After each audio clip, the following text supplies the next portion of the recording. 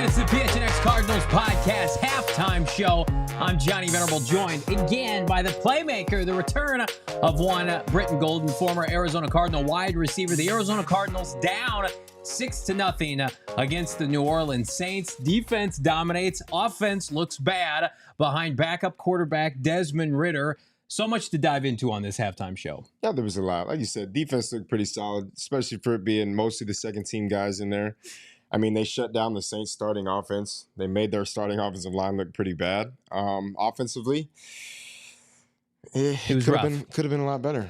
Yeah, I think the biggest takeaway for me is this defense that, look, every day I rip on this pass rush, right? And the pass rush, while it wasn't super prevalent, these backups for the Arizona Cardinals, led by Darius Robinson, right? Led by Starling Thomas, went out there and shut down Derek Carr and the New Orleans Saints starting offense for what was 2 to 3 possessions. I mean, that's the biggest takeaway of the game. Like, yeah, the Saints have a lead right now, and the Cardinals will have an opportunity to come back. But if you're the New Orleans Saints, and this is your best product offensively, it was shut down by Jonathan Gannon and Nick Rollins' defense.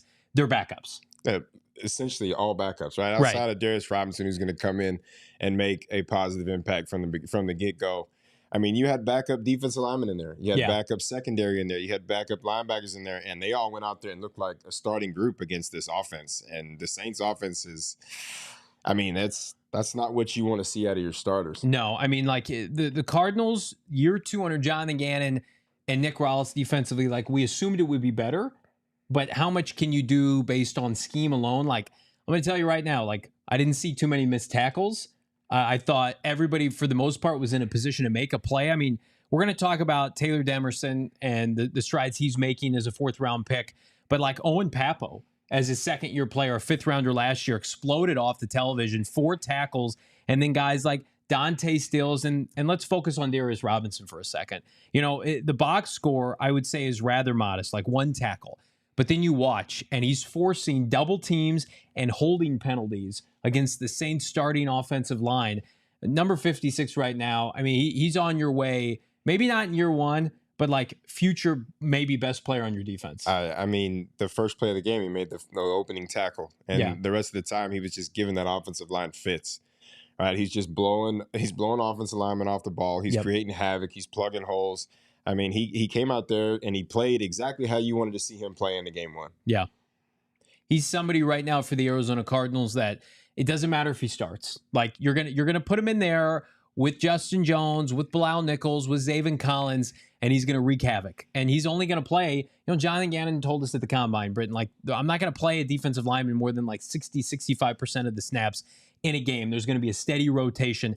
And I think you kind of saw that today. It's like, the Cardinals do not have an ace rusher, right? They don't have a bunch of Pro Bowlers on their front 7, but they're going to get a lot this year out of the scheme and the depth that they've built defensively. And to me, if there's one takeaway from one half of preseason football, it's the defense. Maybe it's ahead of schedule. Maybe it's a lot better than we give it credit for. Maybe, you know, in this transition year, again, year 2 of this rebuild, it's going to be good enough for the Cardinals. I agree. And having, you know, Jonathan Gannon and Nick Rollins, you know, we watched it last year. We watched him take a whole bunch of really nobodies on his defensive side of the ball and play really good defense, you know, for what you had and the products you had to put on the field last year. They actually played a lot better than everybody gave him credit for. And to see the strides game 1 opening with your second group to come out here and essentially shut down a starting offense, I think what you have to look forward to as a Cardinals fan defensively, it can only go up.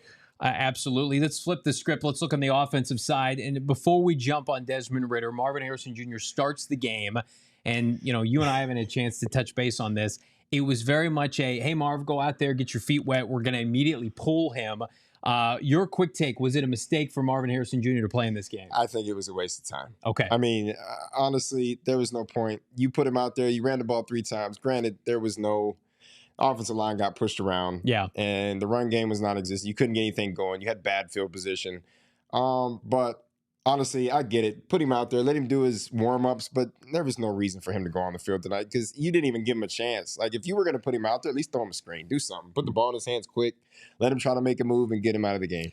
Yeah, I just don't think there's a benefit when the rest of the starting offense isn't out there. And it's literally, unless you're a rookie, you're a backup. Like, get Marv out of the game. I'd be surprised. I didn't want him in there with Ridder. No. And I think we saw today, like Desmond Ridder, I think I'll give him a compliment. I think he's better than what we saw in that first half. He was bad in this first half. And the offensive line didn't do many favors. Like, the 2 third-rounders out of Illinois look like offensive linemen from Illinois in this first half. Like, Isaiah Adams was not good. Tip Ryman, who I know everybody loves, didn't make a positive impact in my opinion. So, like, much of that, to be fair, was against the Saints starting defense. Like, you got Elijah Wilkinson and Christian Jones and Tip Ryman trying to contain Chase Young. And that's probably not fair right now. But we're judging you based on the fact that you had opportunities to score points in the first half and you couldn't get it done. No, and you couldn't. And the offensive line did not look good. Let's just be real. Yeah. You can't put that entire blame on Ridder. Now,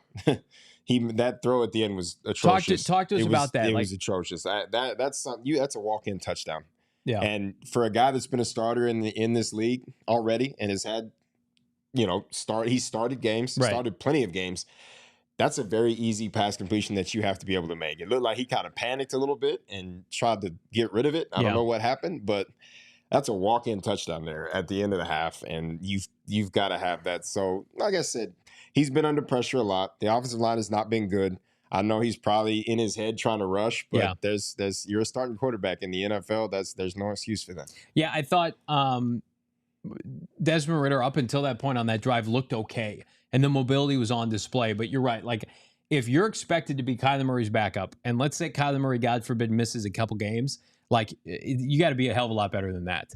Yeah. Like, I know you don't have a great arm. We were kind of ragging on him in studio here. Like, coming out of Cincinnati, the arm talent was not a thing that you highlighted. You talked about his experience, his mobility, the person right with Desmond Ridder. But here's what it opens up. Like, and Clayton Tune has not been good this training camp.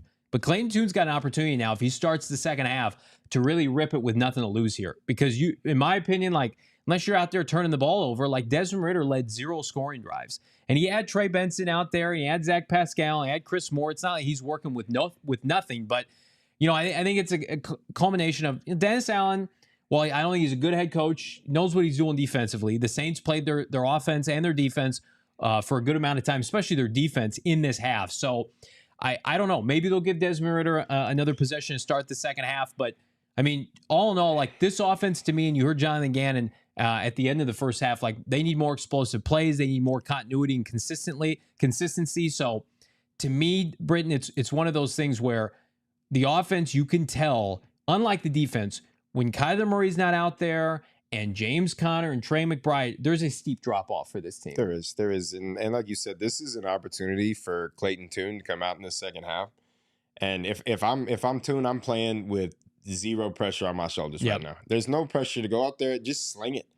Just take it back to your college days. Like, there's nothing going on. You're confident. Go out there and throw it, because this is an opportunity for you to go out there and plead your case for the backup position. I mean, it's preseason. Yeah. I mean, if you turn the ball over, you turn the ball over, but have some fun with it. People are giving credit, and I'll give credit. Tip Ryman looked good in that one play against Chase Young, but again, we were talking about... He held his own against Chase Young. Where is Tip Ryman in the passing game? Like, a top 100 pick at a tight end? Like, Whitehair's dropping passes. Tip Ryman wasn't even running routes half the time. Like, I got to see something with an offense that prides itself on having your tight end be out in space and making plays in the passing game. I'd like to see Tip Ryman run some routes this half. I'd like to see all of you back on our post-game show immediately following the fourth quarter here as the Cardinals attempt to come back. Hit a like button on this show, on this stream. Subscribe to PHNX Sports here on YouTube. We're going to be joined by Bo Brock and Craig Morgan on our post-game show. For Brittan Golden, I'm Johnny Venerable. We will see you after the game. We all silly like the mayor.